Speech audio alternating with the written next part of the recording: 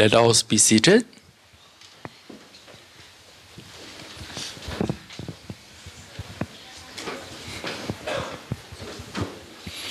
Once again, let us recollect the kindness of the Triple Jewels and the kindness of the teacher who give us teaching.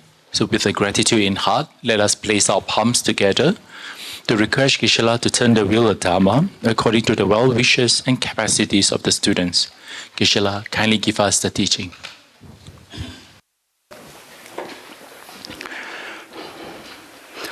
I go for refuge and am enlightened to the Buddha, the Dharma, the Sangha. By my accumulations of practice of giving and so forth, may I become a Buddha to benefit sentient beings. I go for refuge and am enlightened to the Buddha, the Dharma, the Sangha. By my accumulations of practice of giving and so forth, may I become a Buddha to benefit sentient beings. I go for refuge and am enlightened to the Buddha, the Dharma, the Sangha. By my accumulations of the practice of giving and so forth, may I become a Buddha to benefit sentient beings. Sanye Joda Zoge Chonam No Chanjo Pado Dane Gyapsuch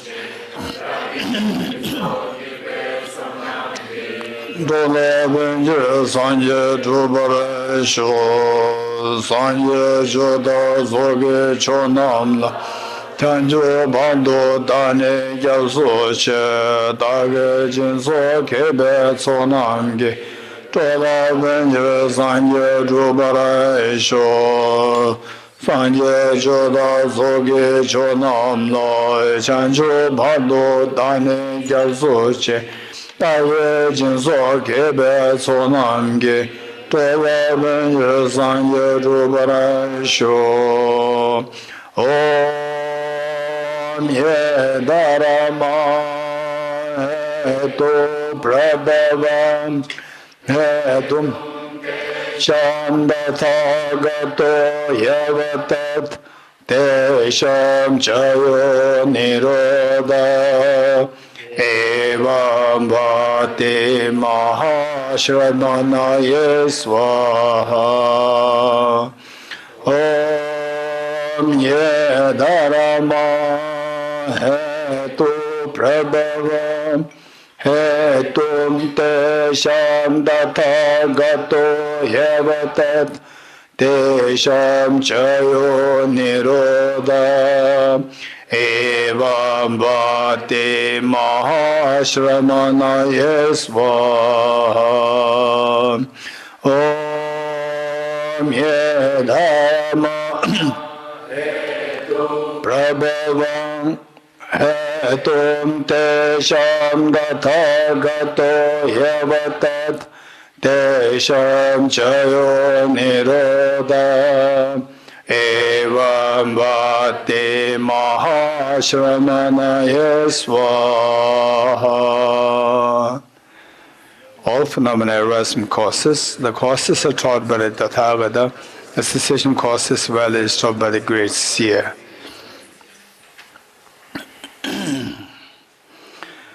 Okay, so we talked about the two internal factors.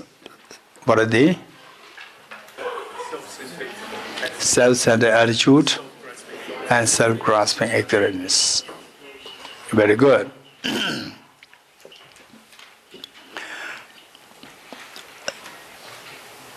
Okay. How many of you speak Russian fluently, Russian naturally? Naturally, resents? Okay. How many you speak a little bit of Russian? Resents? Not a little bit. Okay. Okay. We have Yogi, Yogiji, and then some of you can translate from English to Russian. Resents? Someone who can translate from English to Russian.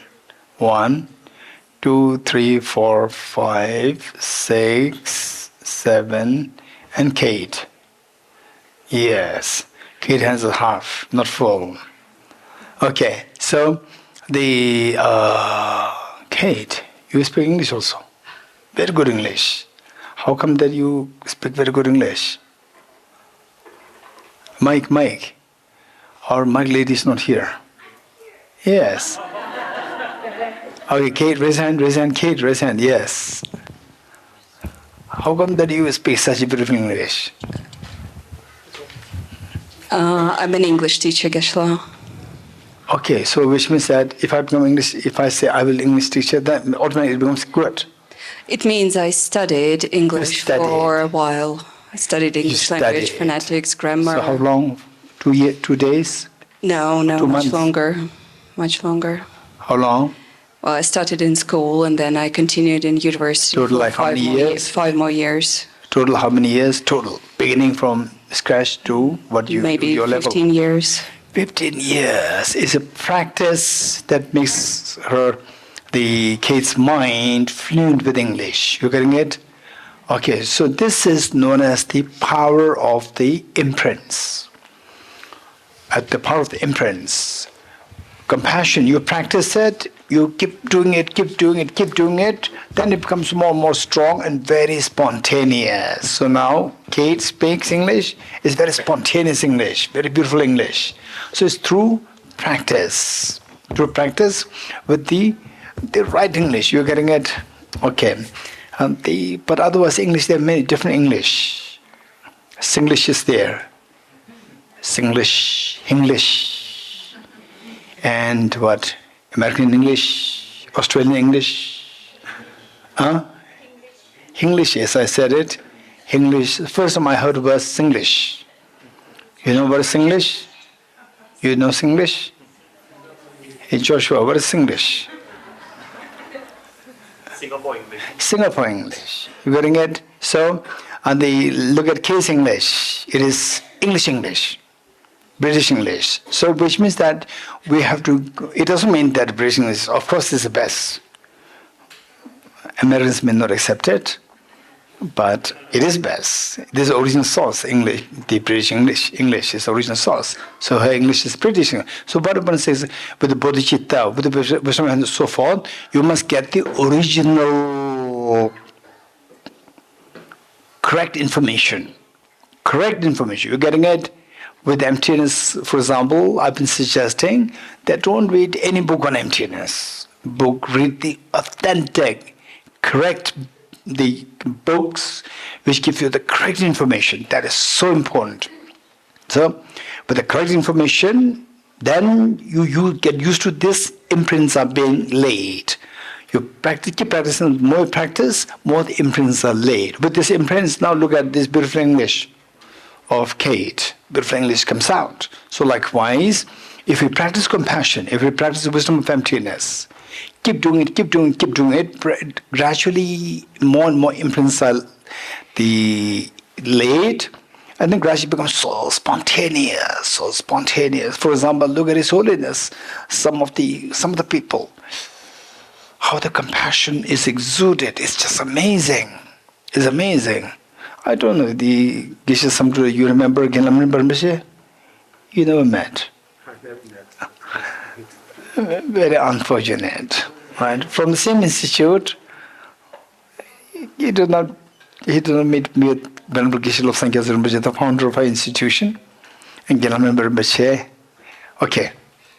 So, but what Geshe is doing is just amazing, incredibly great service to the Buddha Dharma. And helping so many youngsters, and this is amazing, so precious. Okay, so with this in mind, what I'm saying is that finally where the compassion grows, the person becomes happier. This is one thing. And this will happen only through practice. It will never happen automatically. If you just expect that to happen automatically, your mind can potentially become worse. It will not become better. You have to deliberately practice it, because we are in an environment of survival of the fittest. Is the positive and negative? This word, the moment you hear survival of the fittest, it sounds positive and negative? Little negative. You're getting it? You should be fit to survive, compete to survive. You're getting it? So therefore, this is the world. So therefore, if you are here, what Charles Darwin said, you should be able to have the sense of attachment to what you desire, and compete with your rivals. This is what Charles Darwin said. It is exactly majority of the people flow with their life, unfortunately. So therefore our mind, if you let it go in a natural state, it will keep going down, further and further away from compassion. So compassion, whereas if you are devoid of compassion, then you become very unhappy person, very unhappy. Material bit may be so wealthy, but you're very unhappy. Maybe so powerful, very unhappy, and so youthful, and everybody becomes your fan, but you are really going through deep depression. You know many of these people who have millions of followers, but they themselves are going through depression. They come out in public. As well as smiling and so forth like this.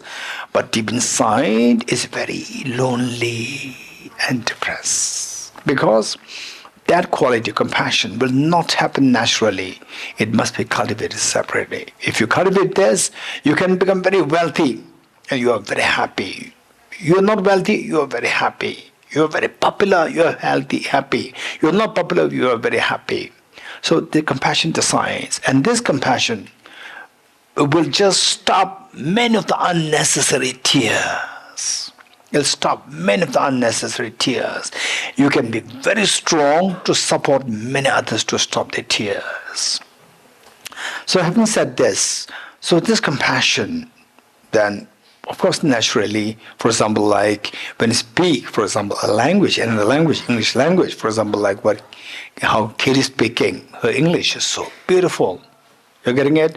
So it's a matter of the practice. So likewise, compassion can also become extremely beautiful when you practice it. So if you do practice it, keep in mind, first of all, compassion I should practice for my own benefit, but don't practice this. I tend to go into anger, egoism, anger and so forth, hatred, and these will destroy my peace of mind and bring so much of tears. Just to protect myself, I have to practice compassion. You start from there. So compassion is for others, but we start from selfishness. You're getting it? For your own benefit. You practice it. And some of you may feel that this is very contradictory. Compassion is for others, and he says that for yourself. Yes, initially it sounds contradictory, but gradually you keep practicing it, gradually you feel the beauty of compassion. Where you're able to benefit others, your happiness, your ease just expands. And then at one point, you reach a certain level whereby your compassion becomes truly pure compassion. And you don't expect anything in return. All the expectations will, for my own benefit, this will just become zero. You don't have to, because fear dissolves. When the fear dissolves, why we are seeking for the benefit for yourself? Because of fear. If I don't get this benefit, I'll suffer. If I don't get so this fear dissolves because of compassion, and then you become fearless. When you become fearless, you don't expect anything in return. This is a part of compassion. So when will you reach that level of the compassion, this question? So if your practice is just a matter of practice, say anything, whatever you practice, believe it or not, you'll become good at it, including compassion. So just look at this, listen to the story, that how somebody demonstrated such intense compassion. For example, say, nowadays there's the WhatsApp, video clips spreading so wildly, becoming so viral. Say, small children who are born in a place where there's no compassion. Small children born in a place where there's no compassion to animals. Animals are slaughtered like potatoes. And this small child, nobody taught it. And the small child goes to protect the animal. Amazing. In fact, these children, these parents should be learning from this child. The parents are about to cut the chicken, about to cut the goat. And the child jumps there to protect the chicken, to protect the goat. It's amazing. It's so precious. Look at this. Where did this child learn this compassion? Where? From where? From the parents? No. From where? From past life. From past life. For example, like this girl, this little girl. This girl, she's extremely compassionate. So whenever she goes to Bodh Gaya, she would insist the two parents to make sure that all the goats, are sacrificed. And the dogs, she would always, whenever she sees the dogs suffering, she would cry. And whenever she sees the dogs, stray dogs, she would be so happy. She doesn't require pedigree dogs. Any dog who's suffering, she's there to support. It's amazing. There's a genuine feeling of joy to see that poor creatures are there and for her to embrace. So these are the imprints activated from the past lives. So likewise, in around 11th century, 11th or 12th century or 13th century, there was one great teacher by the name Bodhisattva, the Tome Sampo, Geshe Tome Sampo. There was one great teacher in Tibet. And he was a little boy in a nomadic area where the winter was extremely harsh winter, very cold, harsh winter, and no facilities. And to keep themselves warm, they had the sheepskin, the chupa meaning the Tibetan dress. And this little boy aged maybe like age 5 or 6. He also had his chupa, small chupa for the little boy to keep him warm. And then in those days, 1,000 years ago, so no facilities, no the attached bathroom and so forth, you have to go outside to relieve yourself. And this little boy, one evening, went out and came inside naked. This boy went outside in the evening, came inside in the house naked. And the parents, all the family members, where's your chupa, where's your chupa? This boy was not uttering even a single word. And yet, remaining so confident. And they was wondering, what happened? What happened to you? Tell us, where's your chupa? He does not say anything. So all the family members, they would go out to look for the chupa. Where did they find the chupa? They found the chupa lying on a bush. And they took the chupa out, and inside there was a tiny spider. So this boy, what he did was that this is a tiny spider, he does not have any clothes. And I'm a big person, I have a cloth, still I feel so cold. And this does not have it's so vulnerable, does not have any clothes. I should give my chupa to him. So he removed his chupa and gave it to the spider. Look, this is compassion demonstrated at such a young age. And the same little boy, once he was taken by his uncle. Again, he must be age 5, 6. And wind blows, and with the wind just blows away the leaves. And this boy started to scream and cry. Again, the uncle knew that this boy is very special. So the uncle knew why this boy is crying. So the uncle told the boy, "Stupid boy, you stupid. These are not birds, these are leaves." At the moment, the uncle said that these are not birds, these are the leaves which were blown by the wind. The boy stops crying. Why?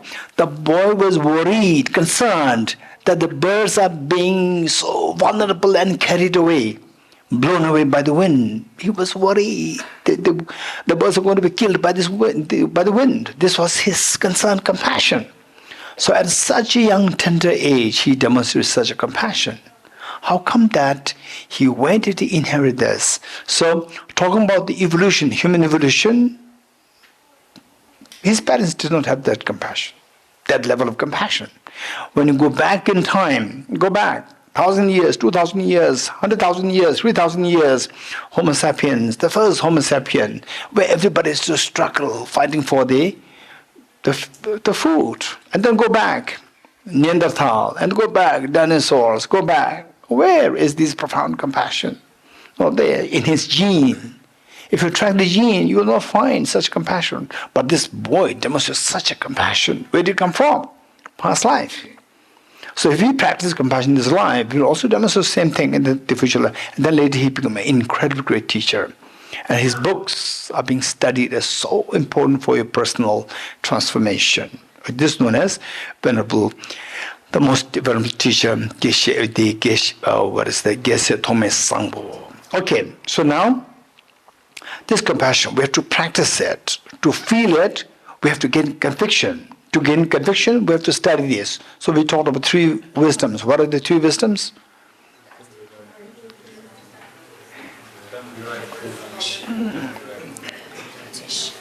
Okay, Jimela. Wisdom derived through learning. Wisdom derived through reflection. Wonderful, thank you. Okay, your face expressions is so like you're telling me that, no, we studied only 3 years ago. How come that you're asking me now? This is the impression that I'm getting. Jimela saved me. When did we learn it? 2 years ago? 3 days ago, not 3 years ago. So Jimela saved me. Otherwise I would feel dejected. I'm too much. I'm asking things which you learned 3 years ago now. Okay, I'm glad. Thank you, Jimela. Wisdom derived through learning. Wisdom derived through reflection. Wisdom derived through meditation. 3 wisdoms. So, to feel this bodhicitta so spontaneously, how this little boy demonstrated, that is on the level of the wisdom derived through meditation. To reach to that level, it must be preceded by the wisdom derived through reflection, to gain conviction. If you don't get conviction, the natural flow of the practice, passionately engaged in the practice, will not happen. So conviction must be gained. To gain the conviction, you have to go through the wisdom derived through reflection. Now, to get this reflection, wisdom derived through reflection, you should have materials to contemplate on. We need materials. We need the facts. And the facts will be provided you by wisdom derived through learning. You're getting it? So this is how all the 3 wisdoms are so important for our personal growth, personal journey into this personal spiritual journey to the fearlessness and infinite happiness. So now we have to learn these things. So bodhicitta, what is taught by the Buddha was then explained by Arimathea. Arimathea referred to as the future Buddha, Arimathea. And Arimathea, there are 5 treatises, 5 texts that Arimathea composed. And of these, one is like the major classical text known as Gundogyen. In English, is the Ornament of Clear Realization. Ornament of Clear Realization. And in Sanskrit, Abhisamaya Alankara. Okay. In this text, Arimathea defined bodhicitta. In Tibetan, it is Semge Pane Shinduchil Yanda Zobe Chanju De. So in English, bodhicitta is defined as the aspiration to attain Buddhahood for the benefit of sentient beings, for the benefit of others. Others meaning sentient beings. So let me repeat it. Bodhicitta is defined as altruistic aspiration to become Buddha for the benefit of all for the benefit of sentient beings. Okay, for the benefit of others, for the benefit of sentient beings. Okay, so here Buddha, when it becomes Buddha, Buddha doesn't mean Buddhism. Don't forget it. Don't mix that up. Buddha doesn't mean Buddhism. Buddha simply means, Buddha is a Sanskrit word. It means awakening. Awakening. What is awakening? Awakening of your hidden treasure. Awakening of your hidden treasure. Everybody has this hidden treasure. So anybody who is successfully awakened one hidden treasure, that is known as Buddha. Buddhahood, and you become a Buddha. Okay. So with this mind, so if this is the definition of bodhicitta, altruistic mind or altruistic intention to become Buddha for the benefit of all sentient beings, then how should we practice this? How should we practice this? This next question. For this, the Buddha taught two main methods. One method is known as the method of sevenfold cause-effect method to generate bodhicitta. In Tibetan, Gyunde Menga Dun. In Ladakhi, Gyudas Menga Dun. Okay. Gyudas Menga Dun. In Ladakhi, in English, the sevenfold cause-effect method to generate bodhicitta. One. Then number two is the method of equalizing and exchanging self for others. The method of equalizing and exchanging self for others in Tibetan is Dakshin Nyamje. Same. Dakshin Nyamje. Dakshin Nyamje, the method of equalizing and exchanging self for others to generate bodhicitta. So these two methods are there. And of the two methods, the first method the Buddha taught, and the Buddha passed it down to Maitreya. Okay, let me say this once more. The first method, which is the sevenfold cause-effect method to generate bodhicitta, this was originally taught by the Buddha and passed down to Maitreya. So, for all these ancient wisdoms, the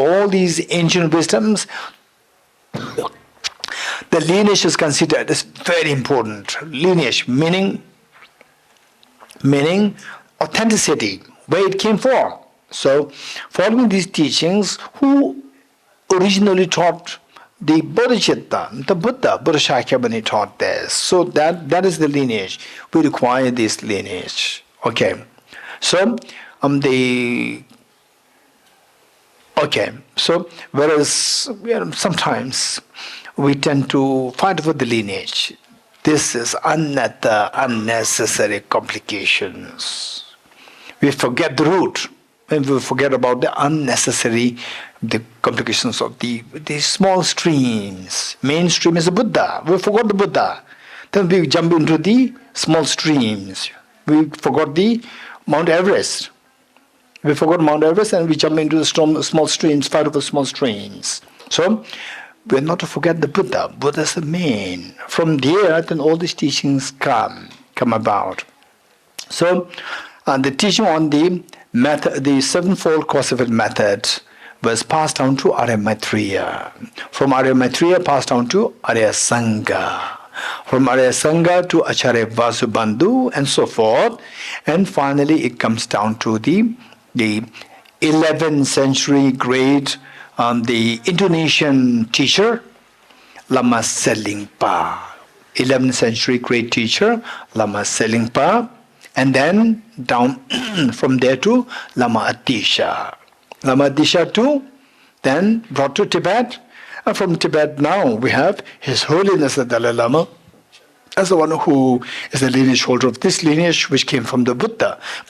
One. Then the second method. What is the method? Second method? Method of equalizing and exchanging self others. This method again taught by the Buddha, passed down to Arya Manjushri. Here we have Arya Manjushri, passed down to Arya Manjushri. From Arya Manjushri passed down to Arya Nagarjuna. Arya Nagarjuna. So from there, then Bodhisattva Arya Deva, and passed down to the 7th century great, or 8th century great Indian master, Bodhisattva Shanti Deva. Bodhisattva Shanti Deva, 8th century AD. Then from Bodhisattva Shanti Deva again many teachers, and finally to again Lama Selingpa from Indonesia. Lama Selingpa and down to Lama Atisha, and then Lama Atisha brought to Tibet, and so now today we have His Holiness the Dalai Lama. So in short, what we can say is that Lama Selingpa and Lama Atisha, these two are the points of the confluence of the two traditions.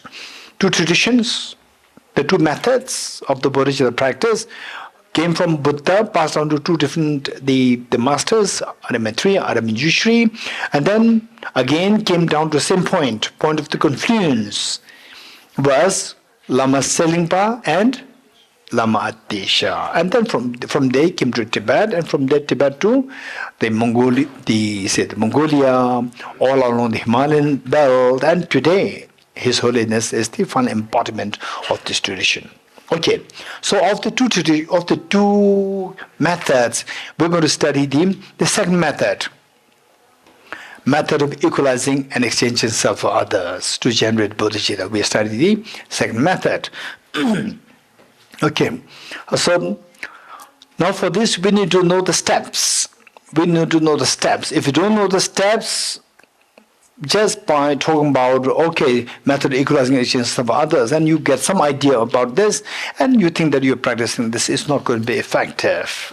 So, to feel the effect of this, we need to know the steps. And with respect to how many steps, what steps, and so forth, so the different teachers may differ slightly from here to there. Overall speaking, it's just the same. It came from the same teacher, and both the lineage is same. Okay, so there are 9 steps.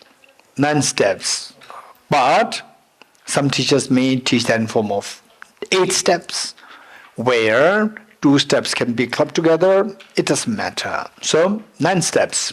Okay, we have to note down each of these steps and remember these steps. And in your meditation, first to try to remember all these 9 steps by heart. Then in the meditation, without referring to the book, if you can see, meditate each of the step without referring to the books. Okay. First, equalizing self and others. First, equalizing self and others. The first, equalizing self and others. Okay. Number 2, reflecting on the demerits of cherishing oneself. Reflecting on the demerits of cherishing oneself. Reflecting on the demerits of cherishing oneself. Number 3, reflecting on the merits of cherishing others. Number 3, reflecting on the merits of cherishing others. Reflecting on the merits of cherishing others. Number 1, equalizing self and others. Number 2, reflecting on the demerits of cherishing oneself. Number 3, reflecting on the merits of Number 3, reflecting on the merits of cherishing others. Then number 4, taking the suffering for others. Taking the suffering of others with emphasis on compassion. Number 4, taking the suffering of others with emphasis on compassion. Taking the suffering of others with emphasis on compassion. And number 5, giving your happiness to others with emphasis on loving kindness. Number 5, giving your happiness to others with emphasis on loving kindness. Giving your happiness to others with emphasis on loving kindness. Number 6, the actual exchange of self and others. Number 5, giving your happiness to others. Giving your happiness to others with emphasis on loving kindness. Giving your happiness to others with emphasis on loving kindness. Number 6, actual exchange of self and others. Actual exchange of self and others. Number 7, special recollection of the kindness of others. Special recollection of the kindness of others. Number 7, special recollection of the kindness of others. Number 8, altruism. Number 8, altruism. Number 9, bodhicitta. Number 9, bodhicitta. Okay. Number 1, equalizing self and others. Number 2, reflecting on the demerits of cherishing oneself. Number 3, reflecting on the merits of cherishing others. Number 4, taking the suffering of others with emphasis on compassion. Number 5, giving happiness to others with emphasis on loving kindness. Number 6, actual exchange of self and others. Number 7, the special recollection of the kindness of others. Number 8, altruism. Number 9, bodhicitta. Okay. Now we need to remember these 8 points, and in the meditation, we try to follow each of these 8 points one by one. And you may think that, okay, but I know already some of these points. I know it so well. So why do you have to repeat it every day? Yes, if we don't repeat this, experience will not come to us. So finally, it's not for the sake of you knowing what these steps are.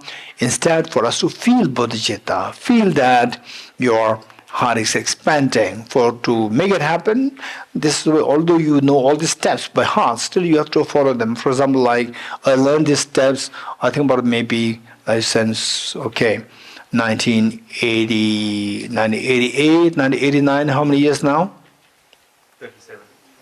37 years. So yes, I already learned these steps 37 years ago, before the majority of people are not born. Right? Okay, before Ajiji was born. Yeah. So I learned all these things, but still, when I do this practice, just step by step, 1, 2, 3, 4, 5, 6, 7, 8, 9. So without which, then finally the purpose is defeated. Purpose is to feel this compassion. And if you don't feel this, what's the point? It's just waste your time. And it's just a matter of, okay, I know these steps, that's it. And beyond this, the real benefit to stop the tears of samsara, to expand to happiness, these things will not happen. Okay, so we have to know these steps one by one, and then really have to practice them. Okay, that was the first step. Equalizing self and others. Equalizing self and others. Okay. 1. Equalizing self and others. The same. What is our natural reaction to the situations? For example, like, say, do you feel yourself and others is equal, and yourself is more important? Yourself is more important. Naturally, yourself is more important. This is how we behave. This is our mindset. For example, like, okay, how many of you came by aeroplane? Raise hands. Came by aeroplane. Okay, good. And okay, so the aeroplane, Jimala, by aeroplane? Not necessarily, any time. Yes. Then the aeroplane, right? Aeroplane's about to land, and the air hostess tells you, okay, now everybody go back to your seat. Go back to your seat. In 5 minutes we are landing. And finally the aeroplane touched the ground. Tick, tick, tick, tick, tick, tick, tick, right? And then the air hostess may say that everybody please take a seat. Right? Don't stand up, don't stand up. And after a while, then the bell rings, ding, and what happens? Everybody gets up. You're getting it? Everybody gets up. Okay. And then if somebody behind you jumps in front of you, you'll stare at the person. You get in? You will stare at the person. Why? I should get out. Right? So you rush to get out first. Why? I am more important than you. Right? I don't care about you. I'm more important than you. And finally, it's a common sense. Finally, you all end up in the baggage claim. You're getting it? And your baggage may come last. You're getting it? So what's the point? Why should you get up and then cut somebody, and if somebody cuts you, then you become so irritated, unhappy? Why? You're getting it? This is a simple experiment to tell us that we don't have a sense of equalizing self and others. We have a sense of I am more important than others. This is known as selfishness. You're getting it? This selfishness is but in the conventional sense. If you feel that, it's not considered as selfishness because this selfishness is less than 50%. Only when it demonstrates more than 50%, then people call it selfish. Otherwise, this also is selfish. The fact is that the moment somebody cuts you, you are happy, not happy. You're not happy, mentally irritated. But think of that. We all end up the baggage claim together. Right? Your baggage may come last. So what's the point? right? By getting there, getting off the aeroplane first. Getting off the aeroplane first, you will not get out of the airport first. And first you hurry to get into the airplane first, right? Get into the first and stay there longer. It's a great opportunity for you.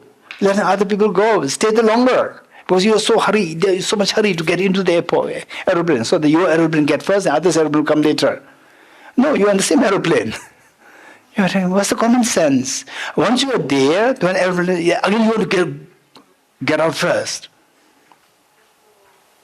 Right? If you want to get, if you are not happy with the aeroplane, then why do you have to get in first? So this is common sense. And then in the olden times, now I'm not too sure, but today, with Delhi people, with the metro, you have their experience, right? You fight for the seat, right? You jump in the seat. Well, for how long? 5 minutes. 5 minutes next metro station, 5 minutes. And you jump into the seat. Right? See, then 5 minutes was 10 minutes okay, even half an hour is okay. But we jump to get the seat there, right? And if somebody sits, then you stare. This is what is known as no sense of no equalizing self in others that are more important than others. This is selfishness. You getting it? So first thing that we need to do is to say the final job is to work for all sentient beings. But that is a very high level of the realization. So for this, we have to take the first step before the final step. First step is that it's not that you are more important, but we are equal. So that is more acceptable. You getting it? This is more acceptable. So one time, this one gentleman who was attending a teaching of a realized teacher, a really great teacher. And then this gentleman, he was just a tourist. He happened to bump into this classroom, and the teacher was teaching the mind training. And he said that you have to cherish others more than yourself. And this person who was a tourist, and he thought, it must be a slip of tongue of the teacher. Slip of tongue. That I am more important than you, rather than others are more important than me, right? It must be a slip of tongue. He seriously think like, he told me later on. And then later, continuously he stayed there for like 1 hour, and he was constantly saying that others are more important. Then he's giving the reasons and so forth. And then he said, okay, now it's not a slip of tongue. Something's wrong with him. Something is wrong with him. Yeah, something's wrong with this teacher. So, what a sensible person will say that you are more important than I? Stupid. So only crazy people will say that. So something's wrong with him. So when the teaching finished, and he went to the teacher and said that, you said that others are more important than you. And the teacher said, yes. And he said, that's not true. And the teacher said, where did you come from? Teacher asked him, where do you come from? And he said, I come from this country. And what do you do? And he said, I'm a psychologist. And the teacher said, very good. And he said, I have some questions to ask you. Come to my room for a cup of tea. Teacher invited him for a cup of tea. Every day he was getting extra 1 hour teaching from this teacher. Every day. Now, for this gentleman, this teacher was on his mobile. The teacher passed away, and whenever he referred to his teacher, there's so much reverence there. So much reverence. He said that from this teacher I learned compassion. So this is amazing. Okay, so with this mind, equalizing self and others. So this is something, now we are not to say that no, we are equal, you are more important, others more important than me. We need solid facts. We need solid facts. We cannot be with the practice without facts. Exaggeration will never take you closer towards enlightenment. Never ever exaggerate with your practice. Oh, others more important, others more important. No, why others more important? Why others more important? We need to have the solid reasons to support that. Then your conviction grow. Conviction grows, you practice it, it becomes spontaneous. Otherwise, say, some people, they teach compassion, and they themselves are not at all compassionate because they're not convinced. They're not convinced themselves. So if you are not convinced, how will you practice it? In fact, one time, it was like years ago, perhaps 2008. How many years ago? 17. 17 years ago, I was in Delhi University to teach in philosophy department, psychology department, and Buddhist studies department, to teach in 3 departments simultaneously. Because the Pro-Vice Chancellor, he requested his Holiness, okay, that's at the request of at the request of the Pro-Vice Chancellor. So I was teaching 3 departments. And every morning, so I was in the university guest house, international guest house. You remember? Those from Delhi University, international guest house. And then every time we have to go for lunch, dinner, birthday breakfast, whatever. So on the table, the dining table, I used to meet one professor who was also in the same guest house. And I asked him, what for you came here? And we just introduced ourselves. And he said that he is actually somebody who came to recruit students for MBA course. So he himself teaches the courses, the MBA courses. So he said that I came here to recruit the students for MBA. And he was there for about doing interviews of the students for, I think, maybe 15 days or so. And then we became quite close, friendly. Then he asked me a question. So MBA means management, is about the money primarily. Of course, there are different, the different areas, but his area is more into the money making. And he said that how do you convince ethics in business? He said, for MBA, a part of the course, there's ethics there, ethics in business. So he said, how do you convince ethics in business? So I explained something.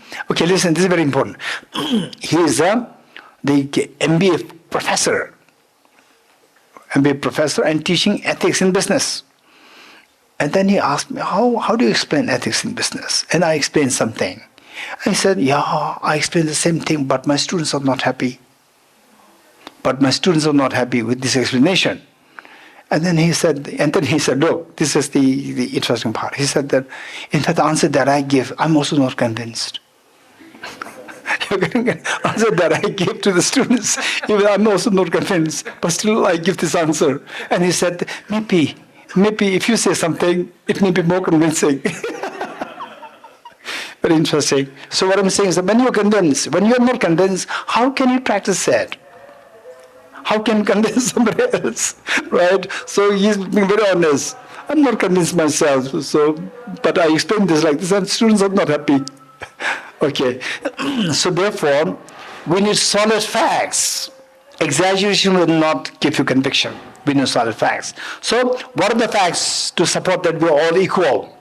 We're all equal, not that aeroplane and then the thing, and then you get fast, you try to get, and somebody cuts you and you just stare. How not to do that? This is a clear indication that we have self-centered attitude. I'm more important than you.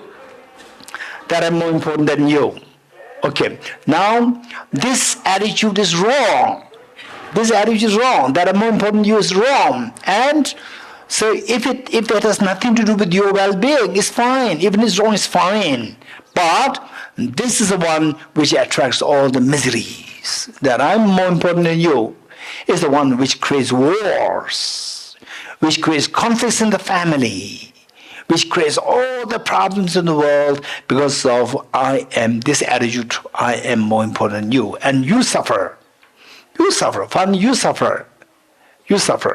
So therefore, this attitude wrong. Wrong means Cognitively, it's erroneous. So there's a cognitively, there should be the proper way of thinking. Cognitively, facts are there. What facts are there to fix your cognitive error? That you and all others are equal in the fact that we are equal in wanting happiness and not wanting suffering. We are equal in having the Buddha nature.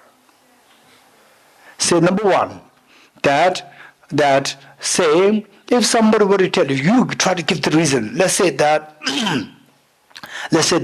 you remain without food and water for like say 10 days, and you are so thirsty. There are hundreds of people there, and by force we are to remain without food and water for 10 days or 15 days.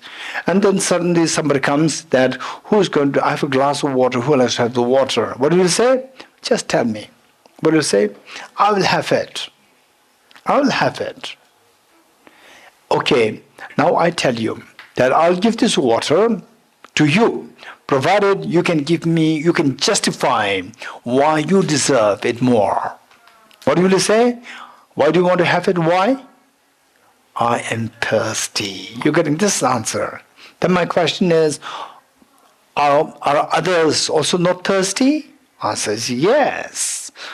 The next question, then why you? You're all equally thirsty. Not that only you are thirsty. If it's only you who is thirsty, then of course you deserve it. But everybody is thirsty. Not only you, everybody is thirsty. So it doesn't mean that others should get it. But there's only the small glass of water, not for 100 people. Again, I ask who likes to have it. You will say, again, I like to have it. Why? Now give me the reason. Give me the reason to justify that you deserve it more than others. And there's no reason. You cannot have any justification that I deserve more than others. You're getting it? This is where that somehow we're all equal. The only reason that you can say is that I am thirsty. If this is the reason, others are equally thirsty. You are equal. Others are equal with you. Others are also thirsty. So this reason that you feel for yourself to deserve the water for yourself, that you deserve it, it is applicable to others also. Equally applicable to others. So you are equal in not wanting suffering and wanting happiness. So think of this more. Then in real life, say the next time aeroplane lands, just observe your mind. You're getting it? Just observe your mind, how your mind behaves. How your mind behaves. Observe your mind. And then the bell rings, ding, and people get up, and how your mind behaves. Your mind will behave in the same way as before. You're getting, again, it will jump, right? If you get up and go. So then you tell yourself, okay, equalizing self and others. You remember that.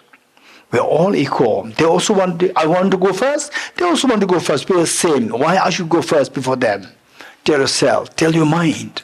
Your mind will say, no, I have to get up. I have to get up. Tell yourself, tell your mind that, okay, look, this is how my mind behaves through the imprints, past imprints of selfishness. Now, tell yourself, stay. When you force yourself to sit, let others go, the mind will say, no, it'll be very little rebellious. You getting it? Rebellious. Okay, so these are the practices. I remember, okay, again, Geshe, although we are from the same institute, he did not have that experience. So, tofu making. Finish. Gone. When I was in the Institute of Buddhist Directives, Geshe was still not born. Right? So the survival was a struggle. The institution had to survive. And the income was not there for the monks to survive. So the monks, they have to prepare tofu and sell tofu. Therefore, tofu, and we do not have those sophisticated machines, no electric machines, nothing. Everything had to be done manually. So somebody will go to buy the soybeans. There is the main person who was the main caretaker of the Geshe, and then he buys all these things, and then the monks, by rotation, you have to first crush the beans, and then the boil in, not in the gas stove, in the wood stove. You're getting wood stove, and then it's not just 1 kg. It's for the big cauldron, which means the fire should be massive fire, and the top is a tin sheet, and above the tin sheet is sun burning the tin sheet, and the tin sheet is not too high like this. It's almost hitting your head, and from there, sun is burning you. And the fire is burning you. Fire is massive fire. It's not small. It's a big cauldron container, big container. Fire is huge. And the fire is burning you. And from the top, burning you. Right? And all the monks, they're so frail, so fragile, thin. And then the milk has to be taken out, separate the milk and the residue. How to separate? 1 monk there, 1 monk here, bed sheet. On the bed sheet. No sophisticated sieve on the bed sheet. And then somebody will, from the big level, will put the milk and the mixture on. And then next to you is the fire. And from the top is sun fire. From the down is wooden fire. Right? And then the vapor. Whole vapor coming. So I was holding from one side. Other monk was holding from the other side. So who is smarter? If I pull it away, then I can protect myself from this wooden fire. And I should pull. Pull. I'm more important than him. Right? So pull it away from. And then no, Bodhicitta. Right? We're equal. I don't want the sun. I don't want this fire. He also doesn't want this fire. Somebody has to suffer. There's no win-win. Somebody has to suffer. Okay, let him pull. Then I ask him, pull. Right? So free him a little bit from this to keep him further away from the fire. So these are the practical things in your real life. Practical things to keep in mind. So this is equalizing self with others for the reason that we are equal in not wanting suffering and wanting happiness. So, and then what? And then after this, then cut, and then the monks, they have to go to sell these to the different hotels. Did you go there, Geshe? No, you didn't even hear about this, right? These stories, this history is gone. Okay, so you have to go there. And then the restaurants, they will do as though they're doing favor for you. No, we will not take it today. We still have extra. Why you are forcing us to buy? Then again you have to go one restaurant to the next restaurant, and so begging, please buy. You're getting it. These are the beautiful days. So these make you stronger. You're getting it? You're not doing this to make money. You're doing this to support the monastery. As a student, supporting the monastery. Okay, so the message is that we're all equal. And in the olden times, why the boy called as the prince, the son of the king, is considered very important? Why? Anyone in the past? The child of the king, the son of the king, is considered very important. Why? Because he is going to be the future king. He's the lineage hold of the king. And which is more important? Becoming a king is more important, becoming Buddha is more important. No comparison. No comparison. Is comparing between the spark and the sun. No comparison. You're getting it? Become Buddha is more important. If a prince is to be treated very important, to treat somebody as a Buddha, somebody who's going to become Buddha should be treated more important. And who has that potential? Everybody has the Buddha nature. everybody is more important than a prince. So therefore, we all just equal, not that I'm more important. In fact, even the prince, if the prince is more important then others should be more important than the prince, because they can become the Buddha. So, we are all equal in having the potential to become Buddha, which is the most important thing in the entire universe. So, this is the serious thing about it, then gradually our sense of I am more important than you, that sense of the selfishness will minimize, will be mitigated gradually. And then you try to apply this in real life. Where, physically speaking, or through digitally, or whatever, where there's some competition happening, just see that how your mind reacts. If you react with the sense that I'm more important than others, that is wrong, right? That is wrong. It's not that you are being self-denial. It's actually the greatest of the wisdom to give yourself the greatest of the benefit. And all this selfishness is to get benefit. And there's nothing greater benefit than the benefit of becoming a Buddha. To get the experience of the infinite happiness. That comes to you by quitting the selfishness. So, think of these, then our sense of the selfishness will be mitigated. This is the first step. Okay, we stop here.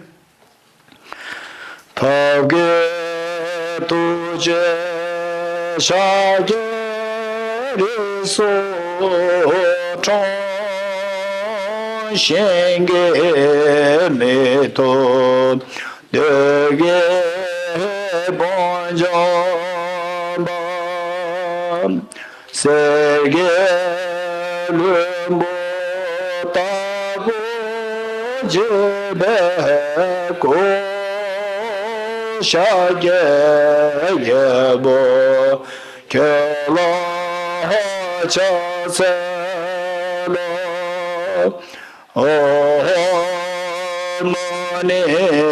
mone mahamona swaha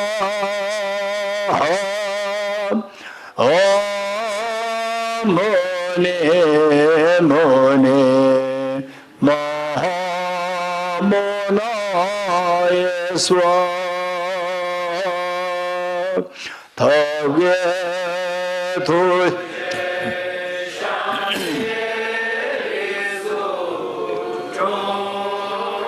shenge me to de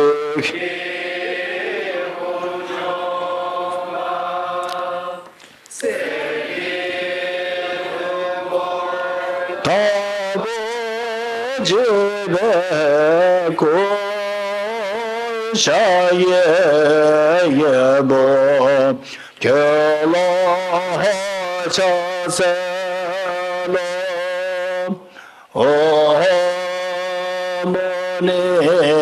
mone mahamona swaha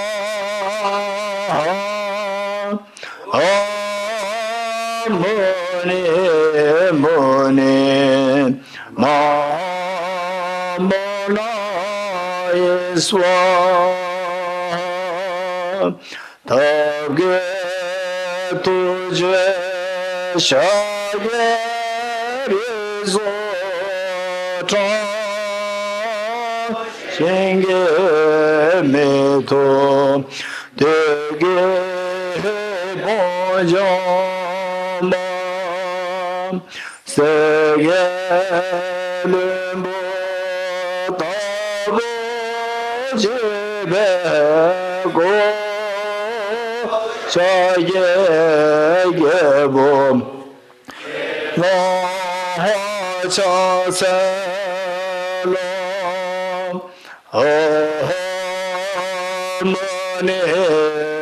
mone mahamona swaha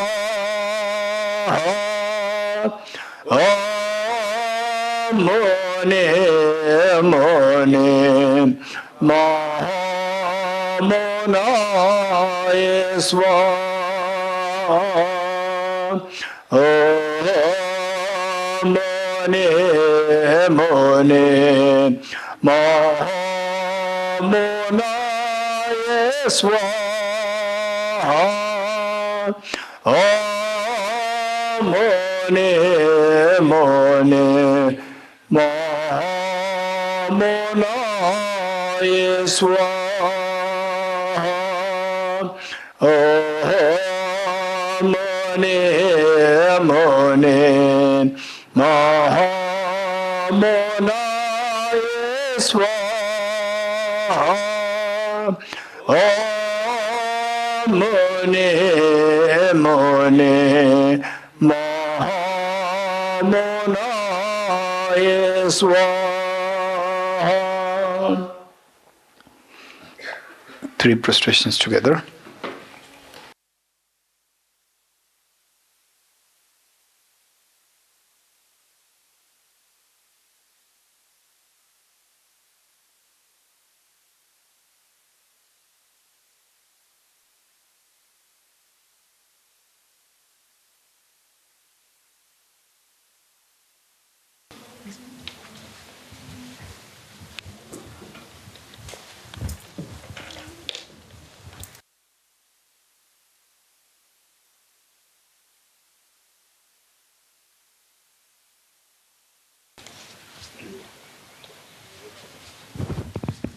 Om Muni Muni Maha Munaye Swaha.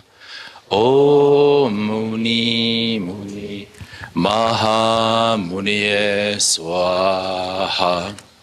Om Muni Muni Maha Munaye Swaha. Om Muni